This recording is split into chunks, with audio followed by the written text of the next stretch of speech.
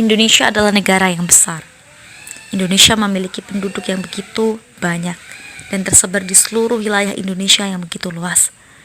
Dengan demikian, Indonesia memiliki tenaga kerja yang melimpah. Dengan banyaknya tenaga kerja juga, pemerintah sudah seharusnya selalu melindungi seluruh tenaga kerja, baik di bidang kesehatan, hukum, dan adanya jaminan sosial. Ada masalah-masalah dalam tenaga kerja. Ya, salah satunya adalah pengangguran. Banyak angkatan-angkatan kerja yang mencari pekerjaan. Banyak mereka yang fresh graduate sedang mencari pekerjaan. Tak mudah untuk mendapatkan pekerjaan. Apa sih sebenarnya tenaga kerja itu? Apa saja masalah-masalah dalam tenaga kerja? Dan bagaimana perlindungan terhadap tenaga kerja? Mari kita belajar tentang sistem perlindungan tenaga kerja di Indonesia. Ini merupakan materi kelas 11 bab 1 semester genap. Ada dua pokok pembahasan yang utama, yaitu adalah konsep perlindungan tenaga kerja dan perlindungan hukum tenaga kerja. Di pokok pembahasan konsep perlindungan tenaga kerja nanti ada 7 cakupan materi. Silakan dibaca terlebih dahulu, itu ada 7 cakupan materi. Dan nanti di pokok pembahasan perlindungan hukum tenaga kerja ada 3 cakupan materi. Masuk dalam pokok pembahasan yang pertama, yaitu konsep perlindungan tenaga kerja. Pengertian tenaga kerja. Menurut pasal 1 ayat 2 Undang-Undang Nomor 13 Tahun 2003 tentang Ketenagakerjaan, bahwa tenaga kerja adalah setiap orang yang mampu melakukan pekerjaan guna menghasilkan barang atau jasa, baik untuk memenuhi kebutuhan sendiri maupun untuk masyarakat. Kemudian kita masuk dalam klasifikasi tenaga kerja di Indonesia. Yang pertama, berdasarkan penduduknya. Ada tenaga kerja dan bukan tenaga kerja. Tenaga kerja adalah seluruh jumlah penduduk yang dianggap dapat bekerja dan sanggup bekerja jika ada permintaan kerja. Menurut Undang-Undang Tenaga Kerja, mereka dikelompokkan sebagai tenaga kerja, yaitu yang berusia 15 sampai dengan 64 tahun. Sedangkan bukan tenaga kerja adalah mereka yang dianggap tidak mampu dan tidak mau bekerja, meskipun ada permintaan kerja. Menurut UU Tenaga Kerja Nomor 13 Tahun 2003, bahwa mereka adalah penduduk di luar usia kerja, yaitu mereka yang berusia di bawah 15 tahun ataupun di atas 64 tahun. Contohnya, anak sekolah, anak SD, SMA, SMP, ataupun SMA pun, tapi mereka masih sekolah, ya kan? Mereka masih sekolah keadaannya, sedangkan di atas 64 tahun, contohnya lansia, itu bukan termasuk tenaga kerja. Berdasarkan usia loh ya, oke? Kemudian klasifikasi yang kedua adalah berdasarkan batas kerja. Yang pertama adalah angkatan kerja. Angkatan kerja adalah penduduk usia produktif yang berusia 15 sampai 64 tahun yang sedang mempunyai pekerjaan tetapi sementara tidak bekerja, atau mereka yang aktif mencari pekerjaan. Jadi angkatan kerja ini adalah bagi mereka yang awalnya punya pekerjaan, ya pernah bekerja, tapi dalam keadaan sekarang mungkin tidak punya pekerjaan ataupun sedang bekerja atau sedang mencari-cari pekerjaan. Nah, itu termasuk angkatan kerja. Mereka yang sedang mencari pekerjaan, yang baru lulus SMK, yang baru lulus kuliah, itu juga termasuk angkatan kerja karena mereka masuk dalam usia produktif. Kemudian yang kedua adalah bukan angkatan kerja. Bukan angkatan kerja adalah mereka yang berumur 10 tahun ke atas yang kegiatannya hanya bersekolah, mengurus rumah tangga dan sebagainya. Contohnya anak sekolah dan mahasiswa, para ibu rumah tangga, dan lain sebagainya. Klasifikasi yang ketiga berdasarkan kualitasnya. Yang pertama, tenaga kerja terdidik. Tenaga kerja terdidik adalah tenaga kerja yang memiliki suatu keahlian atau kemahiran dalam bidang tertentu dengan cara sekolah atau berpendidikan formal dan non-formal. Contohnya pengacara, dokter, guru, dan lain sebagainya. Kedua adalah tenaga kerja terlatih. Tenaga kerja terlatih adalah tenaga kerja yang memiliki keahlian dalam bidang tertentu dengan melalui pengalaman kerja. Tenaga kerja terampil ini dibutuhkan latihan secara berulang-ulang sehingga mampu menguasai pekerjaan tertentu. Contohnya, apoteker, bedah, mekanik. Lanjut dalam yang ketiga, yaitu tenaga kerja tidak terdidik atau tidak terlatih. Adalah tenaga kerja kasar yang hanya mengandalkan tenaganya saja. Contohnya kuli angkut, kuli panggul, pembantu rumah tangga, dan lain sebagainya. Oke. Lanjut ke materi yang ketiga, yaitu sebab-sebab diperlukannya perlindungan tenaga kerja. Sebab-sebab kenapa sih harus ada perlindungan tenaga kerja di Indonesia? Kira-kira apa ya? Yang pertama adalah posisi tawar yang rendah. Lemahnya kedudukan tenaga kerja dari segi ekonomi dan pendidikan menyebabkan rendahnya kualitas si pekerja. Tenaga kerja dengan pendidikan yang tidak memadai cenderung mendominasi pekerjaan kasar. Hal ini juga disebabkan adanya kualifikasi dari para penyedia lapangan kerja dalam mempersyaratkan calon tenaga kerja yang direkrutnya. Misalnya adalah mencari calon tenaga kerja ya, yang lulusan SD dikasih lowongan tenaga buruh, misalnya jahitnya lulusan SD sampai SMP. Misal kalau SMA udah boleh bagian kantor, bagian staff ya, apalagi lulusan mereka yang S1 diberikan kerjaan yang marketing ya, dan lain sebagainya. Itu kan termasuk posisi tawar yang karena dipengaruhi oleh tingkat pendidikannya. Yang kedua adalah hubungan kerja yang tidak seimbang antara pengusaha dan pekerja atau buruh dalam pembuatan perjanjian. Misalnya isi perjanjiannya terlalu memberatkan si buruhnya. Kadang kan ada perjanjian yang di situ isinya buruh dituntut untuk ini dan itu. Itu kan akan menyebabkan suatu ketimpangan antara pengusaha dan juga buruh. Kemudian sebab yang ketiga adalah pekerja atau buruh diperlakukan sebagai objek ya. Dalam hal ini pekerja atau buruh diperlakukan tak ubahnya sebagai alat untuk menghasilkan keuntungan bagi para pengusaha. Di mana buruh dieksploitasi ya, tuntutan kerja yang maksimal, lembur, kemudian kesewenangan para pengusahanya, mandornya yang galak mungkin ya, upahnya yang hanya sebatas UMK, upah minimum kota atau kabupaten, upah minimum provinsi ya, kurang diperhatikannya masa kerja, ada yang kontraknya hanya setahun kemudian pecat dan lain sebagainya. Itu termasuk buruh dilakukan sebagai objek. Kemudian sebab yang keempat adalah adanya diskriminasi golongan, yaitu dengan melihat latar atau fisik ya, atau latar belakang dari si buruh, misalnya mengenai jenis kelaminnya ya. Sekarang kan kadang ada yang diutamakan laki-laki seperti itu, membuka lowongan pekerjaan yang diutamakan laki-laki, atau kalau wanita diharapkan tidak berjilbab dan lain sebagainya. Itu kan ada kan. Nah itu termasuk diskriminasi, yaitu melihat latar belakang, baik itu jenis kelamin, ras, latar belakang sosial, fisik dan lain sebagainya. Nah itu mengenai sebab-sebab diperlukannya perlindungan tenaga kerja.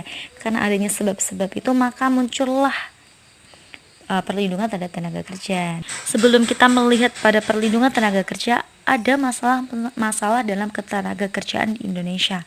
Masalah-masalah yang berkaitan dengan ketenaga kerjaan di Indonesia diantaranya yaitu yang pertama adalah rendahnya kualitas kerja. Kualitas tenaga kerja dalam suatu negara dapat ditentukan dengan melihat tingkat pendidikan negara tersebut. Sebagian besar tenaga kerja di Indonesia tingkat pendidikannya masih rendah. Hal ini menyebabkan penguasaan ilmu pengetahuan dan teknologi menjadi rendah. Minimnya penguasaan ilmu pengetahuan dan teknologi menyebabkan rendahnya produktivitas dari tenaga kerja, sehingga akan berpengaruh terhadap kualitas hasil produksi barang dan jasa. Jadi kalau mungkin tingkat pendidikannya rendah, bisa saja hasil produksinya juga rendah, tapi itu tidak semuanya seperti itu ya, bisa saja seperti itu. Kemudian yang kedua adalah jumlah angkatan kerja yang tidak sebanding dengan kesempatan kerja. Meningkatnya jumlah angkatan kerja yang tidak diimbangi oleh perluasan lapangan kerja atau penyediaan lowongan-lowongan pekerjaan akan menyebabkan semakin membludaknya angkatan kerja atau mereka yang menganggur, mereka yang membutuhkan pekerjaan. Nah, itu masalahnya sekarang, karena banyak sekali kan angkatan kerja yang mencari pekerjaan, sedangkan lowongan kerja itu tidak banyak, sehingga terjadi pembludakan angkatan kerja atau pengangguran di Indonesia. Untuk itu mungkin pemerintah dengan ini salah satunya membuat kemarin ya kartu prakerja. Nah, itu salah satu yang dilakukan oleh pemerintah untuk mengurangi pengangguran pastinya, atau masalah ketenagakerjaan di Indonesia. Masalah ketenagakerjaan lainnya adalah persebaran tenaga kerja yang tidak merata. Sebagian besar memang tenaga kerja itu berpusat di Jawa ya, karena orang-orang kebanyakan kayak di Jawa, banyak yang kerjanya di Jawa sebagai, karena memang orang-orang kayak berpusatnya di Jawa. Sementara di daerah lain mungkin masih kekurangan tenaga kerja, terutama untuk sektor pertanian, perkebunan ya, seperti perkebunan kelapa sawit dan lainnya, dan kehutanan gitu. Dengan demikian di Pulau Jawa itu banyak terjadi pengangguran, sementara di daerah lain masih banyak sumber daya alam yang belum dikelola secara maksimal. Nah, masalah yang keempat adalah ya pengangguran. Masalah yang memang sulit untuk diselesaikan ya. Terjadinya krisis ekonomi di Indonesia banyak mengakibatkan industri di Indonesia mengalami gulung tikar. Jadi selain karena jumlah kesempatan kerja atau pembukaan lowongan kerja yang sedikit, juga karena bisa saja industri atau para perusahaan pabrik-pabrik itu mengalami gulung tikar, sehingga banyak tenaga kerja yang harus berhenti bekerja, dan ketika dia sudah berhenti bekerja di PHK mungkin, nah pastinya itu akan menganggur dan akan mencari pekerjaan yang baru. Jadi jumlah angkatan kerja akan semakin bertambah ya kan, yang dari fresh graduate atau mereka yang baru lulus juga mencari pekerjaan, mereka yang sudah ter-PHK mencari pekerjaan juga. Jadi kan semakin banyak orang-orang yang mencari kerja, sedangkan belum tentu setiap perusahaan itu membuka lapangan pekerjaan.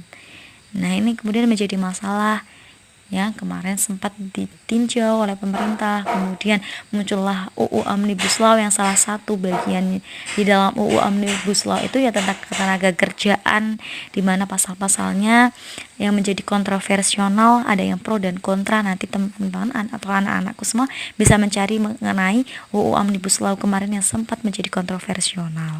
Bagaimana sih dampak positif dan negatifnya, itu menjadi tugas kalian untuk mempelajarinya. Oke?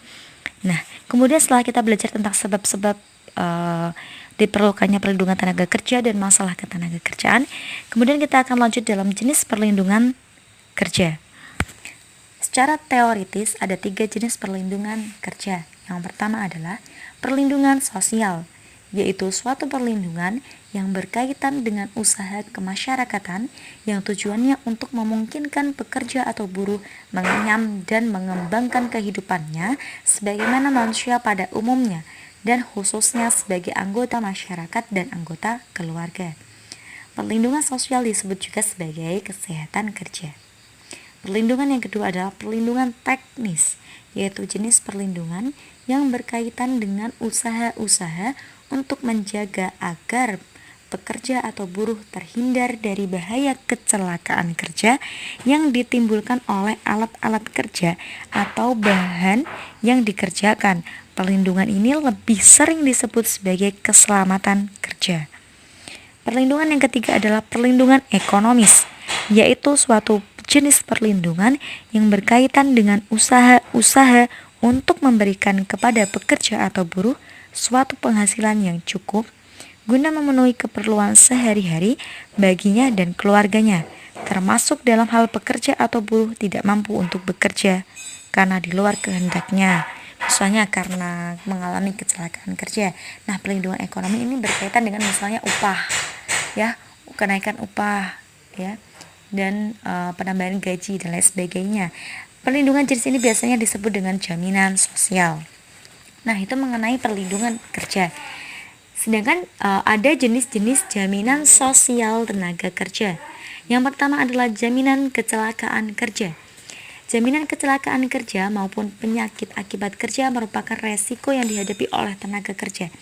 Jadi jaminan kecelakaan kerja ini untuk tujuannya yaitu untuk menanggulangi hilangnya sebagian atau seluruh penghasilannya yang diakibatkan oleh kematian atau cacat karena kecelakaan kerja, baik fisik ataupun mental, maka kemudian muncullah jaminan kecelakaan kerja. Jadi gini, jaminan kecelakaan kerja.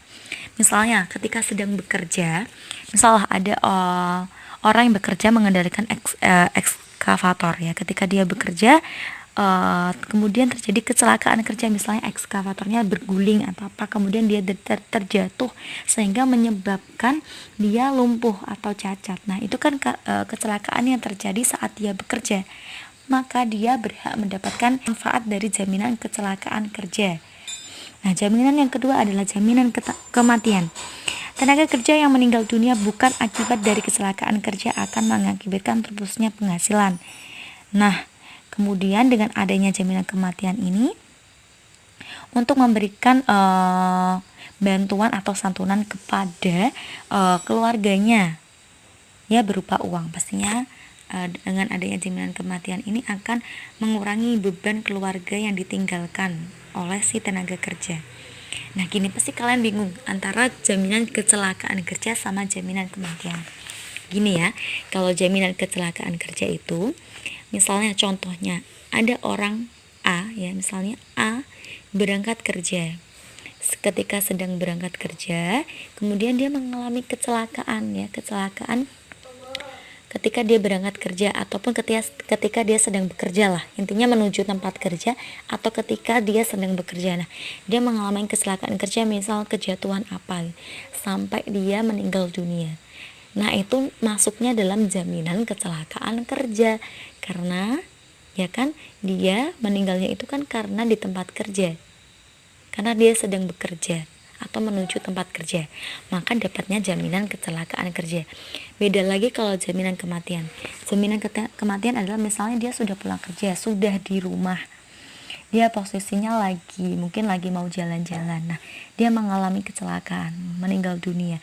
Nah, itu dapatnya jaminan kematian karena dia meninggalnya tidak dalam keadaan dia sedang bekerja ataupun pergi ke tempat kerja, jadinya kan di luar pekerjaan, makanya dapatnya jaminan kematian. Seperti itu, Pak. Jaminan yang ketiga adalah jaminan hari tua. Memberikan kepastian penerimaan yang dibayarkan sekaligus dan atau berkala pada saat tenaga kerja mencapai usia 55 tahun atau memenuhi persyaratan tersebut. Jadi jaminan hari tua ini itu diberikan kepada tenaga kerja ketika usianya udah 55 tahun. Ya kan? Bedanya sama jaminan pensiun itu apa? Gini, kalau jaminan pensiun itu diberikan ketika dia udah masuk usia pensiun, sudah berhenti dari pekerjaannya. Nah, itu kan kalau jaminan pensiun itu, kalau pensiunan ya maksud saya, kalau pensiunan itu diberikan bertahap, setiap bulan dapat pensiunan, setiap bulan dapat pensiunan, kayak gitu. Tapi kalau jaminan hari tua itu diberikan ketika si tenaga kerja udah masuk umur 55 tahun.